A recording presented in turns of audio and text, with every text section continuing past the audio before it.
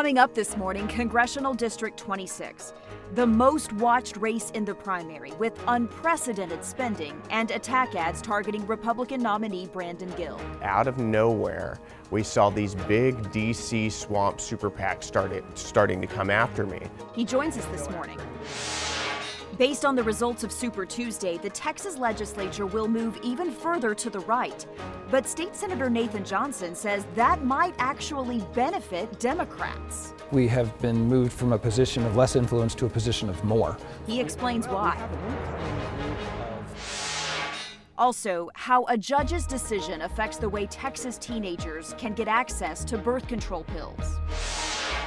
Plus, wildfires in the Panhandle burned millions of acres of land and killed thousands of heads of cattle. Potter County Judge Nancy Tanner on how this devastation will impact all of us. Inside Texas Politics with Jason Whiteley starts now. Hello, everybody. Good Sunday morning. Happy St. Patrick's Day to you. I'm Teresa Woodard in this week for Jason Whiteley. Let's get you started with some news headlines. We are beginning with the Supreme Court. It continues to temporarily block SB 4. That is Texas's controversial new immigration law. It was scheduled to go into effect March 9th. SB 4 would allow local and state police officers to arrest anyone they suspect of being here illegally. Now, the stay is extended until at least tomorrow, while attorneys for both sides continue their arguments. All right, let's talk TikTok now. A potential ban is with the U.S. Senate. Wednesday, the House passed a bill that forces TikTok to sell to an American owner or face removal in the U.S. 170 million Americans are on the app, and lawmakers are concerned Beijing-based ByteDance could give their data to the Chinese Communist Party. President Biden has said he will sign that ban if it does reach his desk. And Texas teenagers do have to get parental consent to obtain birth control.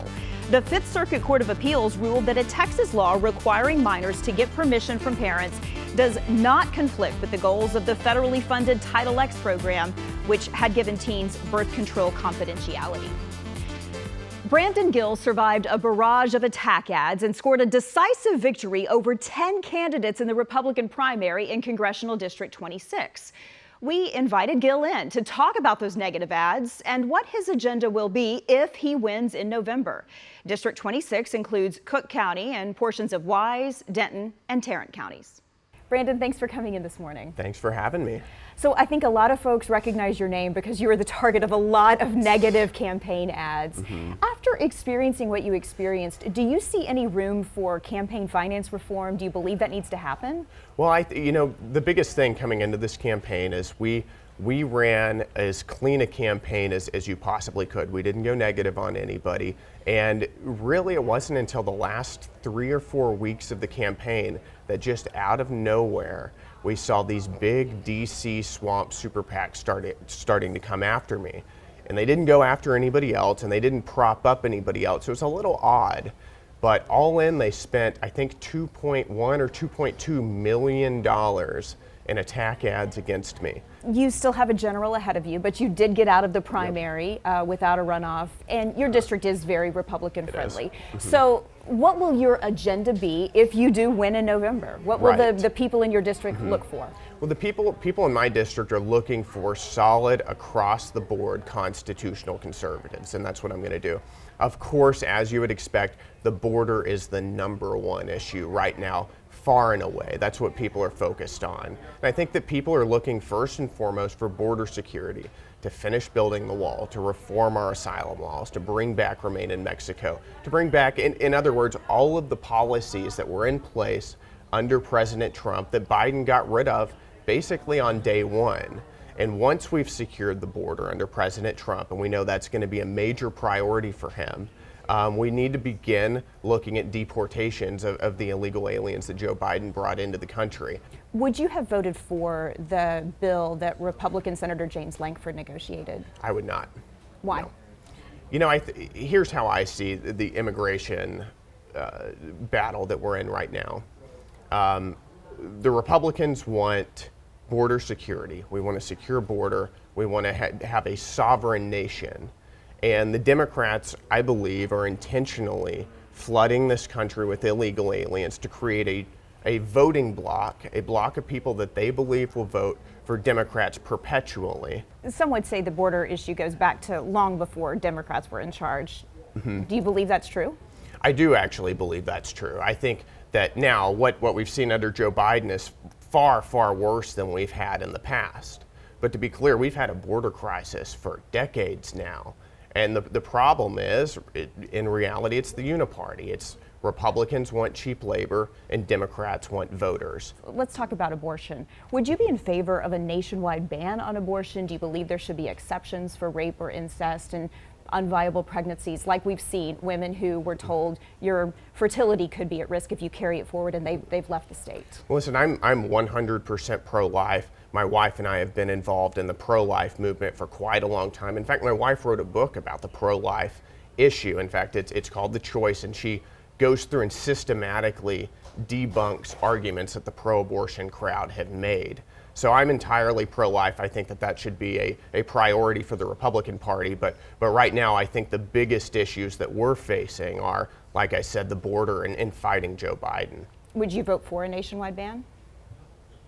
I would take a look at it. What do you believe? Should TikTok be banned in America? Should the Chinese owners be forced to sell it? I think TikTok, first and foremost, is a disgrace in this nation. It is a cultural poison, to be very clear. It's poisoning our youth. It has an unabashedly negative impact on the country. Now, whether a ban makes sense right now, I think is a much bigger question and depends on the specifics of the legislation being proposed and exactly what we're looking at. You know, you never want the solution to be worse than the problem, and that's what we need to pay really close attention to here. Brandon Gill, thanks for your time this morning. Thank you so much. I appreciate it. All right, let's bring in the roundtable now to talk about that interview. We have Bud Kennedy from the Fort Worth Star-Telegram, Ian Mitra joining us from Austin from the Texas Tribune, and of course Bernadine Steptoe, the political producer here at WFAA in Dallas. All right, guys, Brandon Gill, he is young, he is polished, he is Trump endorsed, he won big. He calls District 26 Trump country. He will of course be a big supporter of Donald Trump when he is in Congress. Will that help him? If he is in Congress, he still has to get through the general in November. Would that help him or hurt him? Well, Teresa, he's young, he's polished, he's 30, let's remember. Yes, he was, young. I think, 7 when 9/11 happened. So, you know, he's going to be very young, but he's a media executive. He comes with a great deal of polish. He was going to be the winner in this race from the very beginning because he came in with the Trump appeal. And the first 2 candidates against him didn't even live in the district. Scott Armey finally emerged, but he hadn't been in politics for 30 years. Brandon Gill was going to win this primary. He ran a slick campaign. All right, so you believe that the Trump endorsement is helping him. Ian, what do you believe? Oh, it's absolutely helping him, and he's going to, with the way the district is, he's going to, he's going to face little opposition in terms of getting to Congress, and he is very much aligned with former President Trump, and that's going to serve, he's very much where he's aligned, and so whether he's the most Trump-aligned Republican in the Texas delegation is still to be determined. Troy Nehls wore a Trump shirt to the State of the Union, so there's competition there. You're right. Bernadine, your thoughts? He's definitely going to support former President Trump, but also he's going to carry his own. He's articulate, which you would expect with his background, but he says exactly what that mega movement is saying. He has the script down. So he's the future. He's the future of the Republican Party. However you want to characterize him, he's going to be around a very long time. All right, Bernadine, Ian, Bud, stick around. We'll come back to you guys in just a little bit. I do want to also mention that former Navy officer Ernest Lineberger III, that is his Democratic opponent in the general election. Here's what's ahead.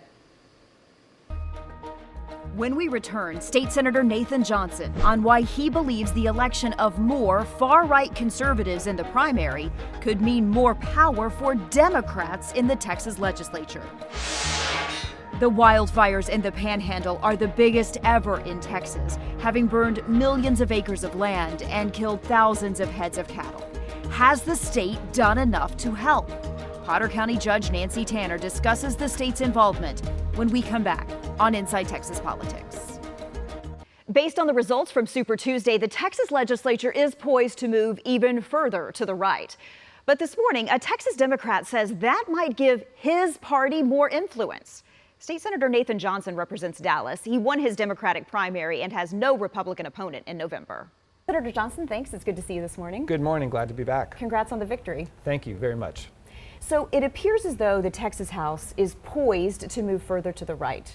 What do you envision you can accomplish, Texas Democrats can accomplish in the next legislative session? Ironically, I think we have been moved from a position of less influence to a position of more. Explain that. Well, we have an incoming group of right-wing Republicans, and maybe they think that's a compliment. I don't, but I don't mean it pejorative. That's a description. They have run on very narrow issues that really don't have a whole lot to do with what we need to do in the legislature. Those issues are going to get boring and old really quickly. You're going to try to outlaw abortion for the 12th time. You're going to get a voucher bill passed. Hopefully not, but they may get something like that passed. Meanwhile, we have a $2.5 trillion economy and 30 million people in a very complex society. And those simple, facile answers that they're campaigning on are going to be useless in the legislative session. But the work still has to get done, so who's going to do it? It is an opportunity for productive-minded, experienced, serious legislators as Democrats and as Republicans to take the lead and get things done, because I don't think the incoming class is going to be able to. I also think that there's going to be a lot of time spent this next session trying to heal the divisions in all the primaries, but particularly on the Republican side. There's going to be a high level of dysfunction that will be a loose ball, and someone's got to pick it up. I think Democrats are in a good position to be more influential than they've been in quite a long time. How do you exploit that? Particularly, let's talk policy when it comes to school vouchers. Is there any opportunity for you to negotiate, or will a voucher plan just pass? I mean, I don't take a negotiating approach to vouchers. I don't see a way for me to ever vote for them. Will it just pass? I don't know. I mean, there's still some primary runoffs out there, and we have to see how those turn out. If it passes, in what form, how damaging will it be? So I don't know what's going to come out on that one. The political opportunity, I don't think lies so much in what we do with vouchers, although, if they're going to move it, I'd like to hammer it into some form where it has a better chance of causing less damage, and if it can do any good, maybe frame it that way. Yeah, we see a lot of districts laying people off. We hear about, teachers who are quitting because they're just done. So you're saying, let's not tie these two issues together. Teachers deserve a pay raise, schools deserve to be funded, and vouchers is a different situation. It was the single biggest failure of the last legislative session to link the public education responsibilities of the legislature to a voucher program. You voted to convict Attorney General Ken Paxton. 14 times, yes. 14 times in the impeachment trial in the Senate.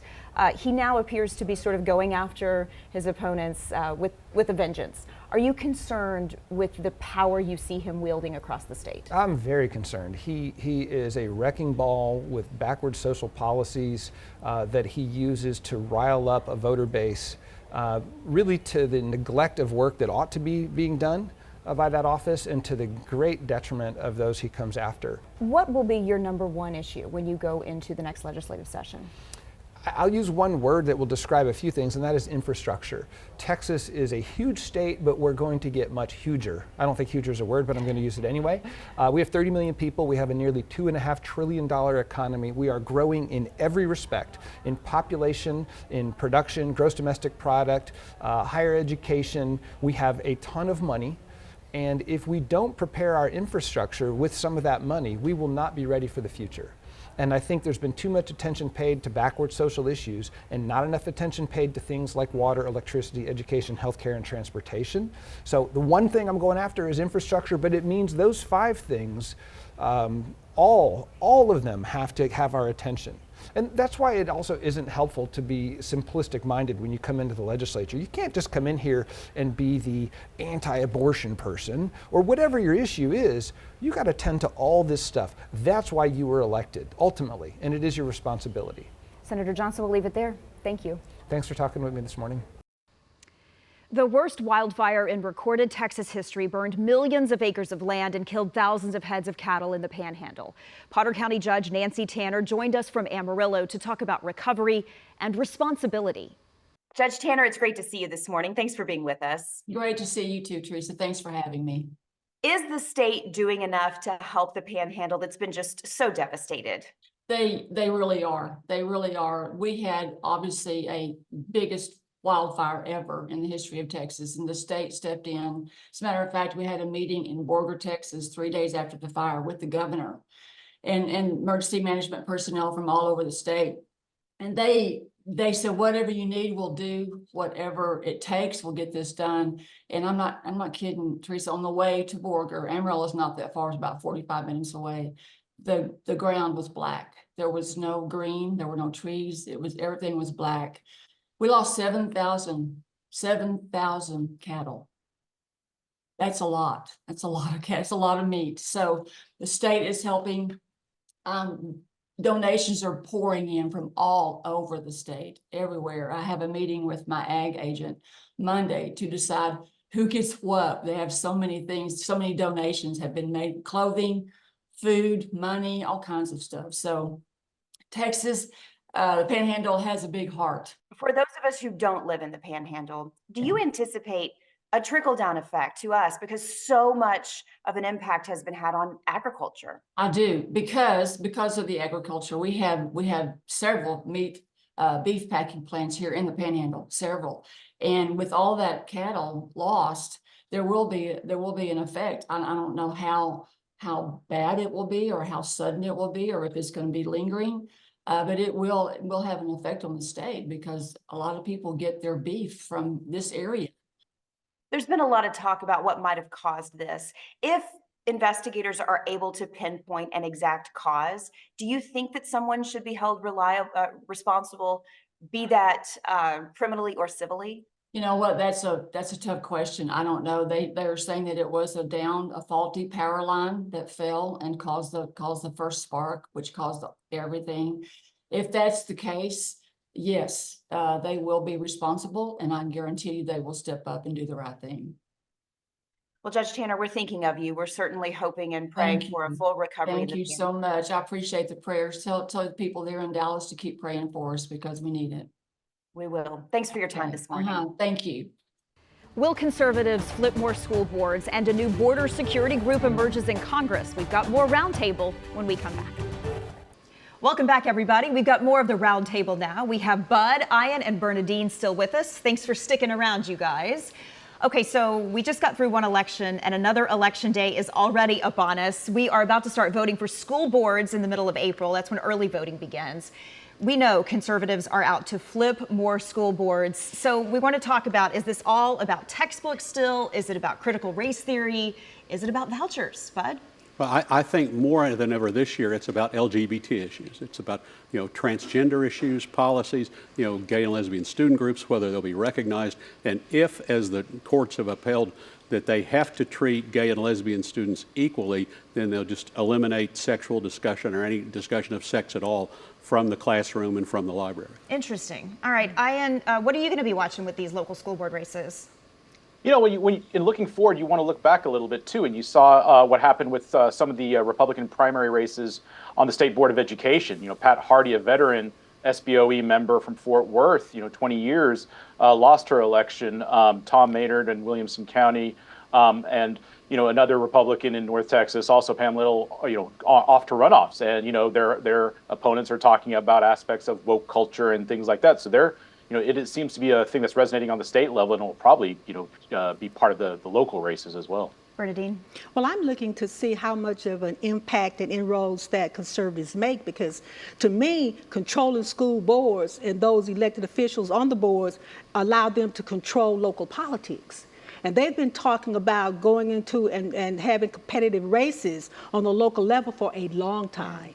And I think now they see an inroad, because if you can control what parents think, if you can control how parents vote, you can control the whole area and you can have more power in terms of politics. So they've been talking about this for a long time, and they started it South Lake. Yeah. When they went in and took control of that school board. So it's going to happen where you're going to see more of them in the school board races. And those voters become suburban women voters in the fall. It's a lot of the same voters the Republican Party is trying to win back. Yeah. All right, well, put on your prognosticator hat. And if a voucher plan does pass in the legislature, does this fight over school boards look any different? I think that the school boards continue to fight over taxes. I think that the conservatives will continue to want to get elected, lower taxes, lower costs, because property taxes, let's face it, are everyone's top line issue. And so the school district is the biggest chunk of your tax bill. They're going to say, let's cut the costs of our schools. Yeah. All right, I want to go to Ian with this one. We know that Congressman Henry Cuellar has started a new border security work group, but it's just for Democrats. And they're really pushing for that bipartisan border bill that died once Donald Trump pressured Republicans to vote against it. The border is really an albatross around the neck of Democrats. So is this possibly an effort to change that narrative, and could it work? I mean, that's what this is about right now, is changing the narrative. The Biden administration has been on defense on this issue for quite a while. And, the fact that they put forward this legislation that a lot of Democrats really didn't agree with in terms of some of the concessions they were making, and that it got rejected before it really even got through debate, is something that the Democrats seem to be trying to build on. And so, with this group led by Representative Cuellar, they're looking to, it's unlikely that there will be legislation that passes this year because of the politics. But the fact is that they're trying to change this nature and trying to remind voters that there was legislation that was being proffered that Republicans rejected. Bernadine? Well, it's about time. Because initially, Democrats wanted to appear and talk about the issue of non-crises on the border. So, and they're seeing now that's one of the biggest issues, not only locally in the state of Texas, but nationally. So they're going to have to change the narrative. And keep in mind, Republicans are experts in messaging. So it's about time that they come up with something to put the focus on Democrats trying to do something. All right. Final word has to stay with Bernadine. We've got seconds left, Bud. Apologies. All right, Bud, Bernadine, Ian, thank you for being with us. Thank you for watching. We'll see you back here next Sunday. Happy St. Patrick's Day, everybody. Be safe out there.